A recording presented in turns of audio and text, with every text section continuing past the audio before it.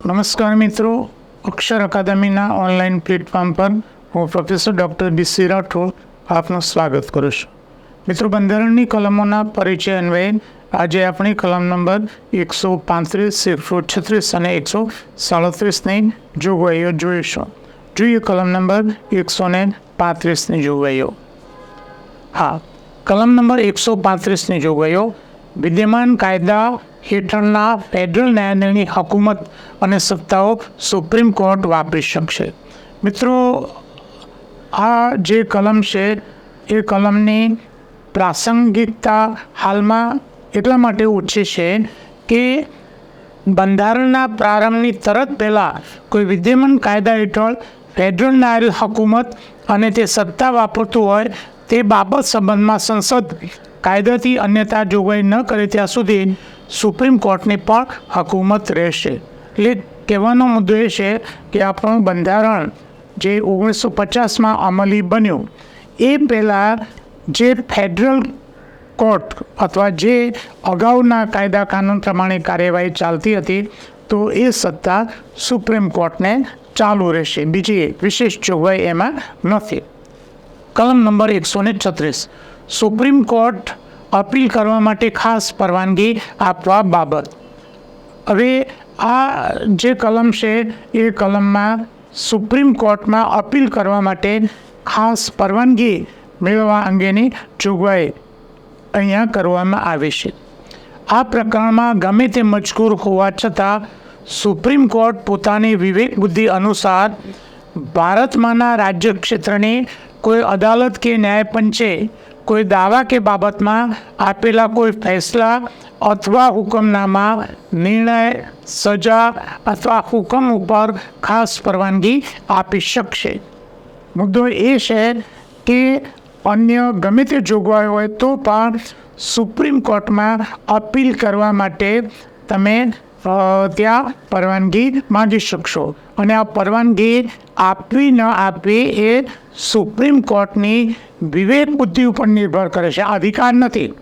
તમારે અપીલ માટે તો હાઈકોર્ટમાંથી પ્રમાણપત્ર લેવું પડે, પણ સુપ્રીમ કોર્ટને એમ લાગે કે આમાં અપીલ માટે પ્રમાણપત્રની જરૂર છે તો સુપ્રીમ કોર્ટ વિવેક બુદ્ધિ વાપરીને એ અંગે યોગ્ય નિર્ણય કરી શકે. પરવાનગી આપવી જોઈએ તેવું નથી, સુપ્રીમ કોર્ટની વિવેક બુદ્ધિ ઉપર છે. સશસ્ત્ર દળો સંબંધી કોઈ કાયદાથી કે તે હેઠળ રચેલા કોઈ ન્યાયાલય કે ટ્રિબ્યુનલ આપેલા ફેસલા અથવા કોઈ નિર્ણય અથવા હુકમને આ ખંડ લાગુ પડશે નહીં. એટલે આમાં જે જોગવાઈ છે એ છે કે સુપ્રીમ કોર્ટ પોતાની વિવેક બુદ્ધિથી અપીલ માટે પરવાનગી આપી શકશે. પણ કઈ બાબતમાં પરવાનગી આપવાની જોગવાઈ નથી તો મુદ્દો એ છે કે સશસ્ત્ર દળો સંબંધી કોઈ કાયદાથી રચાયેલ ન્યાયાલય કે ટ્રિબ્યુનલે જે ચુકાદો આપ્યો હોય તો એમાં સુપ્રીમ કોર્ટને આવી પરવાનગી આપવાની સત્તા નથી. દાખલા તરીકે માર્શલ લો અથવા સશસ્ત્ર સૈન્ય સંબંધી કોઈ અદાલત હોય તો એના ચુકાદામાં સુપ્રીમ કોર્ટને આ રીતના સ્પેશિયલ પરવાનગી આપવાની સત્તા નથી. એટલે કે એમાં એ પરવાનગી ન આપી શકે. કલમ નંબર 136માં આ જોગવાઈ આપી છે. કલમ નંબર 137ની જોગવાઈ જોઈએ. મિત્રો, કલમ નંબર 137 ફેસલા કે હુકમોની સુપ્રીમ કોર્ટ દ્વારા પુનર્વિચારણા. મિત્રો, આ કલમ એક બીજી રીતે મહત્ત્વની છે કે સુપ્રીમ કોર્ટે આપેલ જે ચુકાદા છે એ ચુકાદા ઉપર સુપ્રીમ કોર્ટની પુનર્વિચારણા કરવાની સત્તા છે. એકચ્યુઅલી તો સુપ્રીમ કોર્ટે ચુકાદો આપ્યો એટલે એ આખા દેશની બધી જ હાઈકોર્ટો એના માટે એ એક પ્રકારનો કાયદો જ બની જાય છે. આપણા માટે પણ કાયદો જ બની જાય છે. પણ સુપ્રીમ કોર્ટે આપેલ જે ચુકાદો છે એ ચુકાદાના સંદર્ભમાં પુનર્વિચારણા કરવાની સુપ્રીમ કોર્ટને સત્તા છે. પરીક્ષા માટે અગત્યની કહી શકાય એવી કલમ છે.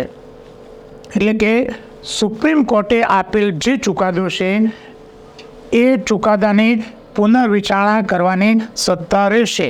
હું તમને એકાદ બે ઉદાહરણો આપું કે હમણાં જ આપણા નિવૃત્ત ન્યાયાધીશ ડીવાય ચંદ્રચૂડ, રાઈટ, એમણે એકાદ બે ચુકાદા એવા આપ્યા કે જે અગાઉ સુપ્રીમ કોર્ટે જે ચુકાદા આપ્યા હતા એના કરતાં જુદા જ પ્રકારના ચુકાદા આપ્યા. એટલે કે સુપ્રીમ કોર્ટે અગાઉ જે ચુકાદો આપ્યો હોય એ ચુકાદાને એ પલટાવી પણ શકે છે.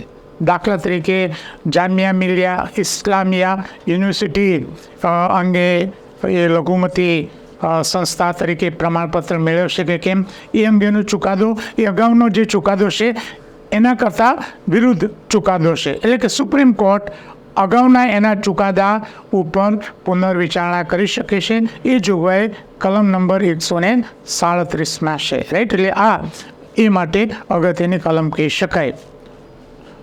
બંધારણ માટે અમારા 2 પુસ્તકો છે, ભારતનું બંધારણ અને રાજ્ય વ્યવસ્થા, જે વન લાઇનર અને MCQ સ્વરૂપે છે. થોડાક સમયમાં ઝડપથી તૈયારી કરવા માટે આ પુસ્તક ખૂબ ઉપયોગી છે. ડિટેલમાં અભ્યાસ કરવા માટે ભારતનું બંધારણ અને રાજ્ય વ્યવસ્થા નામનું અમારું આ પુસ્તક છે. આ ઉપરાંત અમારી 2 ટેલિગ્રામ ચેનલ છે, BC રાઠોડ કરંટ અફેર્સ, જેમાં રોજે રોજનું કરંટ અફેર્સ, માસિક કરંટ અફેર્સ મૂકવામાં આવે છે. દરરોજની 10 થી 15 જેટલી પુસ્ત, 3-4 જેટલા પ્રી વિડીયો મૂકવામાં આવે છે. કોઈ વિશિષ્ટ દિવસ હોય તો તેની વિગત તેમજ ક્વિઝ મૂકવામાં આવે છે. અને અમારી આ ટેલિગ્રામ ચેનલમાંથી જુદી જુદી પરીક્ષામાં પૂછાયેલા પ્રશ્નોની વિગતો અમે એ આપી છે, એ આપ જોઈ શકો છો. આ તો મિત્રો સિલેક્ટેડ પેપરોની જ વાત છે. એના પછીના પેપરોમાં પણ જો તમે જોશો તો અમારી આ જે ચેનલ છે એમાંથી ઘણા બધા પ્રશ્નો પૂછાય છે. આ ઉપરાંત અમારી બીજી ટેલિગ્રામ ચેનલ છે ગૌરવંતી ગુજરાતી, જેમાં ગુજરાતી ભાષા, ગુજરાતી સાહિત્ય અને ગુજરાતી વ્યાકરણને લગતી પોસ્ટ મૂકવામાં આવે છે.